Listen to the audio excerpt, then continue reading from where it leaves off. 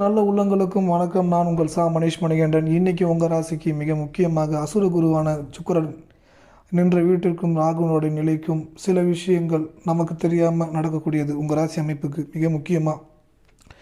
ஏன்னா இது ரொம்ப சந்தோஷத்தோடு ஒரு நிலையில் போயிட்டு இருக்கிறோம். திடீர்னு ஒரு விஷயம் நமக்கு அறியாமல் நமக்கு பிடிச்சவங்க நம்ம விட்டு விலகி போகும்போது தாங்க முடியாது வழி.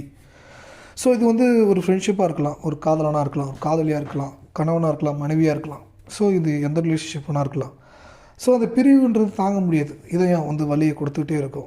ஏன்னா அந்த இதயத்தை குறிக்கக்கூடிய கிரகத்தை தான் சூரியன் பார்த்துட்ருக்கிறார் 11ஆம் பார்வையில். சூரியனுக்கு 11ஆம் பார்வை உண்டு. மிக முக்கியமாக அன்புக்குரியவர்கள் நம்ம விட்டு போகும்போது நமக்கு வலி தாங்க முடியாது. அந்த அந்த வலியை நீங்கள் பெறக்கூடாது. அதுலேருந்து மீண்டு வரணும். இப்போ என்ன பண்ணணும்? ஃபஸ்ட்டு பரிகாரத்தை சொல்லி அதுக்கப்புறம் ப்ரெடிக்ஷனுக்குள்ளே போயிடலான்னுக்கிறேன்.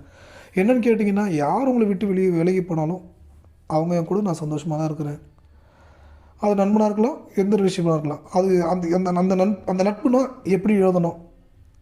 அவர் நல்ல நண்பன், எப்பவுமே எனக்கு சப்போர்ட்டாக இருப்பார் அப்படின்னு. ஒரு பெண்ணாக இருக்கும் பட்சத்தில் என் மனைவி ரொம்ப அன்பாக இருப்பாங்க, என் காதலி ரொம்ப அன்பாக இருப்பாங்க. ஆணாக இருக்கும் பட்சத்தில் என் காதலன் அன்பாக இருப்பாங்க. ஸோ இந்த மாதிரி பாசிட்டிவான வார்த்தைகளோட ரைட்டிங்கில் ஒரு 6 தடவை எழுதுங்க. தினமும் 6 தடவை எழுதுங்க. ஒரு 30 நாட்களுக்கு. பிரிஞ்சு போனாலும் திரும்பி வந்துடுவாங்க. சுக்கிரன் பெண், ஓகே, புரிஞ்சுக்கிங்க. இதே ஆண்களும் சுக்கிரன் தான், பெண்களும் சுக்கிரன் தான் நம்பரை தான் ஆக்டிவேட் பண்ணணும். ஏன்னா அங்கே திருமணன்றதுக்கு சுக்கிரன் தான் முதல் தரமாக வந்துடும். சுக்கிரன் திருமணத்துக்குரியது, ஆனால் பெண் கிரகத்தை குறிக்கக்கூடியது, நண்பர்களையும் குறிக்கக்கூடியது 7ஆம் இடம்.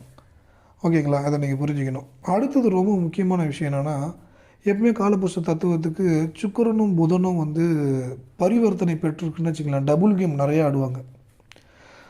அது சில பேருக்கு மனசு மனசாட்சி விரோதமாக நிறைய விஷயங்கள் செஞ்சுட்டு அதுக்கப்புறம் ஐயோ இது தப்பு இது சரியான விஷயமா இருக்காது. பரிவர்த்தனைனை பார்த்து புதனோட வீட்டு சுக்கிரனோட வீட்டில் புதன். காலபுருஷ தத்துவத்துக்கு 6 புதன் வீடு. 7ஆவது வீடு பார்த்திங்கன்னா சுக்கிரனுடைய வீடு. அப்போ 6ன்றது அந்த புதன் ரெட்டை வேடம் போடக்கூடியது, டபுள் கேம் ஆடக்கூடியது. சுக்கிரன் இது ரெண்டுமே பார்த்து நிறைய பெண் தொடர்பு, நிறைய ஆண் தொடர்பு ஏற்படுத்தக்கூடியதும் இந்த நிலை தான். அதுக்காக எல்லாரும் வீடியோ பார்க்குற அத்தனை பேருக்கும் அது ஏற்படும் அப்படின்னு நினைக்காதீங்க. நீங்கள் அப்படி புரிஞ்சிக்கக்கூடாது. ஃபஸ்ட்டு அதை நீங்கள் தெரிஞ்சுங்க. ஸோ இதில் அந்த மைனஸான விஷயத்துக்குள்ளே ஒரு கனெக்ஷன் ஏற்படும் போது டபுள் கேம் ஆட வைக்கும்.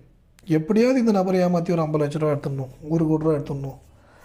இந்த மாதிரி பண ரீதியாக, திருமண வாழ்க்கை ரீதியாக துரோகங்கள், வலிகள் தெரியாமல் சில பேர் செஞ்சு திருந்தி ஒழுங்காக போயிட்டுருப்பாங்க. திருப்பி அவங்களுக்கு இந்த மாதிரி பேட் டைம் இந்த குறிப்பிட்ட டைமுக்குள்ளே வர வைக்கும்.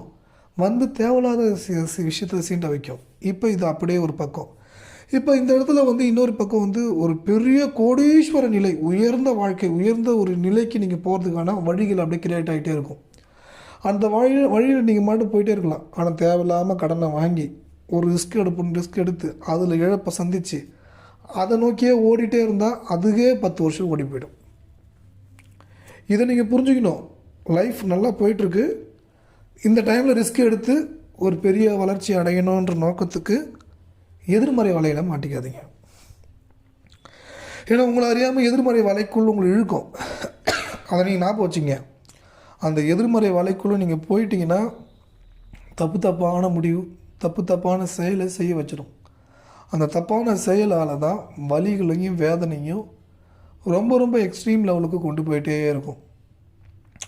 அன்புக்குரியவர்கள், அதனால தான் அன்புக்குரியவர்கள் எதிரியாக மாறும் நிலை ஏற்படுமா அப்படின்ற தலைப்பு நான் வச்சுருக்கேன்.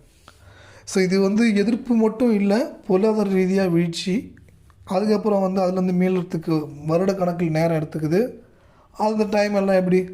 அஷ்டம சனி, அர்த்தாஷ்டம் சனி, கண்டக சனி, விரய சனி, ருணராகஸ்தூரிய சனி, இப்படி பல்வேறு விதமாக ஜாதக ரீதியாக சனி திசை, ராகு திசை 18 வருஷம் இருக்குது.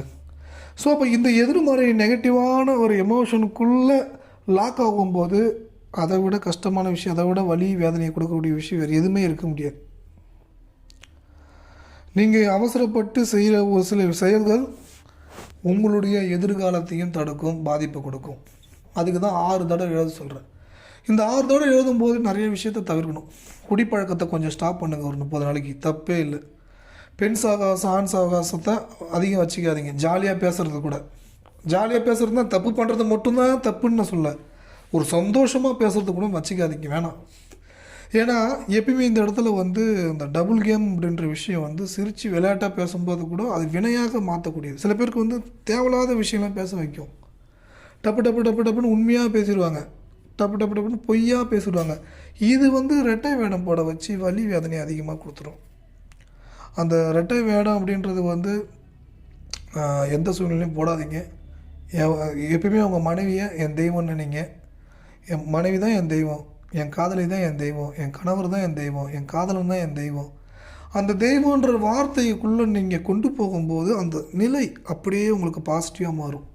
ஏன்னா இங்கே வந்து நிறைய பேர் வந்து பழக்க வழக்கங்களில் நிறைய தவறுகளை தன்னை அறியாமல் அதனுக்குள் மாட்டிக்கொண்டு இதில் மீள முடியவில்லையே, அதன் வலி தாங்க முடியவில்லையே, இது தாக்கம் இந்த அளவுக்கு ரிஃப்ளெக்ட் ஆகுது, நான் இதை மட்டும் பண்ணாமல் இருந்தால் இன்றைக்கி நான் நிம்மதியாக இருந்திருப்பேனே.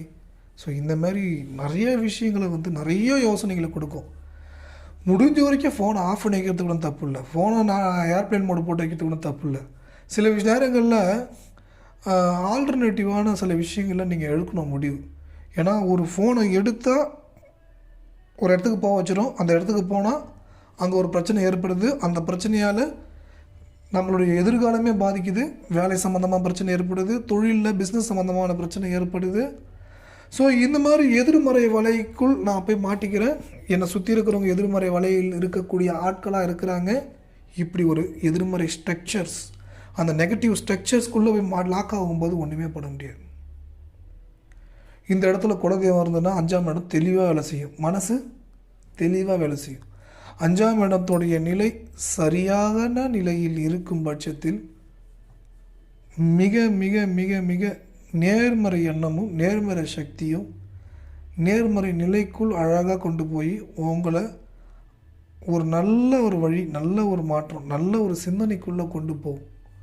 அது உங்களுடைய வாழ்க்கை தரத்தையே மாற்றும். ஆனால் உங்களை அறியாமல் தான் நீங்கள் தவறு செய்கிறீங்க. நீங்கள் வேணும்னே எதையும் செய்யலை. யாருக்கும் துரோகம் நினைக்கக்கூடிய நபர் நீங்கள் இல்லை. கிரகநிலைகள் சில மாதங்கள் சில வருடங்களில் செயல்பட வைத்து விடுகிறது. அதுக்கான வழி இப்போ உங்களுக்கு கிடைக்கிதுன்னு பார்த்து கூட இந்த வழியில் போகக்கூடாது, இது சரியாக இருக்காது. ஸோ அப்போ வந்து அந்த அசுரகுருவோடைய நிலைக்கு 8ஆம் பாவமும், அசுரகுரு நின்ற வீட்டுக்கு 8ஆம் பாவம், ராகு நின்ற வீட்டுக்கு 8ஆம் பாவத்தில் அசுரகுரு வலிமை பெறும்போது இந்த இடத்துல பணம் பொருளாதார ரீதியாக பங்கு சந்தையில் போய் பணத்தை அப்படியே போட்டு கொத்த எடுத்துடலாம். ஐயோ 1.25 கோடி 2 நாளில் விட்டுட்டுனே.